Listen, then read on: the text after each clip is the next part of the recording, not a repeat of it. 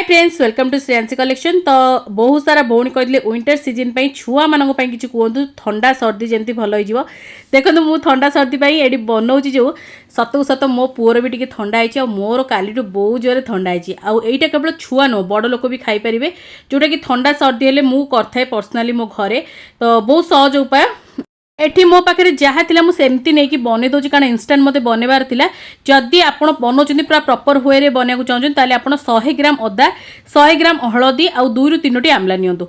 मो पाखे आज कंचा हलदी आवेलेबल नाला तेणुक ये अदा और आमला नहीं आउ मोर पेशा होता हलदी होममेड हलदी अच्छी मुझे आज यूज करी।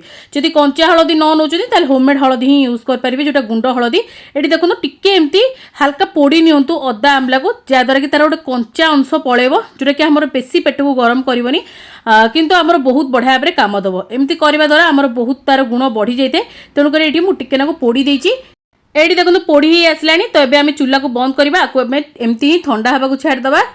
ठंडा होगा देखो हल्का तार चोपा को मुझे छड़े देती एवं आम ग्राइंडर देखिए भल भाव में ग्राइंड करनवा। जदि आप कंचा हलदी देवे बहुत भल बाटी जाए। तापर ये गोटे प्यान को बसई देती आम ए भल भाव में बाटिक नहीं आसी। जदि आप लंग टाइम स्टोर करने चाहते घीरे बनातु ये गोटे स्पून घी देती जेहेतु क्वांटिटी बहुत कम था। जदि आप बेसी बनइबे मसे 2 मास बनाऊँ क्वांटिटी 2 ରୁ 3 स्पून आप घी ने आपको सोरिष तेल भी बनई पारे। बाटिक जो आनी ये आम देदेवा। आ देखो ये मुझे खदखदिया रखी तो बड़ लोक पीवाई यहाँ सहज होता है मैंने खावाई सहज होता है। जदि आप छुआ को दौरान पूरा छोट छुआ को दौरान 3 वर्ष ऊपर को छुआ को दौरान कि 2 वर्ष भी पिला भी खाईपारे किसी असुविधा नहीं ताले पूरा चिक्कण करके आप बाटिबे। कंचा हलदी नेले बहुत बढ़िया से चिक्कण होगी बाटी जाए जेहेतु ये कंचा हलदी मुझे देई नथी केवल अदा आमला को बाटी तेणुक टिके खदड़ रही जाइए किंतु पूरा खदड़ रही। देखो गोलमरीच गुंड देती ये मुझे हलदी जो पेशा हलदी मो पाखे ये मुझे आड करनी। तो ये जेहेतु मुझे इनस्टाट बनाऊली जहाँ मो पाखे नहीं मुझे बनई कि एमती भी बहुत बढ़िया कम देते है।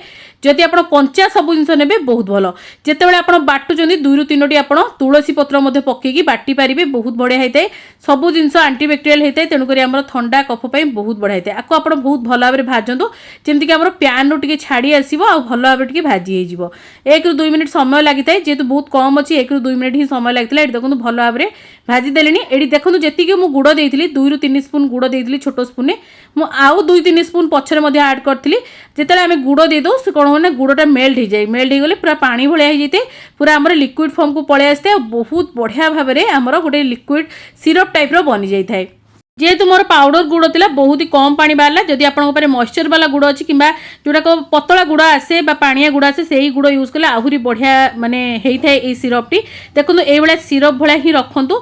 जदि आप बड़ लोक खाऊँ कि छोट मानक चॉकलेट हिसाब से देवाई चाहूँगी आपको भल भाव में 2 तार 3 तार है पर्यटन पूरा फुटे निपर आप जेकोसी थाली में सेट करके काटिकी चॉकलेट भाया छुआ को दे पारे। जेहेतु ये मुझे सिरप बनाऊँगी तेणुक मुझे बेसी आपको गाढ़ा करी हल्का चिपचिपा हम जो गैस को बंद करदेवी। ये देखो मोर सिरप पूरा बढ़िया भाव रेडी होगा। आपको आम ठंडा करने को गोटे गिना को बाहर करनवा। तो ये देखो मुझे गोटे गिना को बाहर कर देती आते बढ़िया भाव में रेडी है टिके उषुम अच्छी है।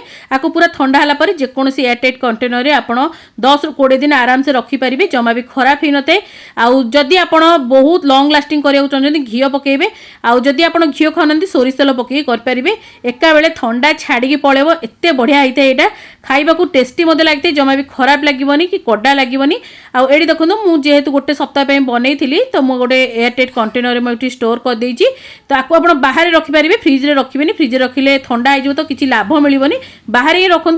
छुआ मानक जदि दौरान अधा स्पून देवे बड़ मैंने खाऊँ गोटे स्पून खाईपारे किसी असुविधा नहीं। जदि छुआ मैंने खाऊँ मुझे बार बार कहूँ टी भल भाव में ग्राइंड करेंगे कंचा हलदी पकई ग्राइंड कले बहुत बढ़िया भाव में प्लेन हो जाए आ जमा भी खदड़ अंश रही न था पिला खाइबा इजी होता है।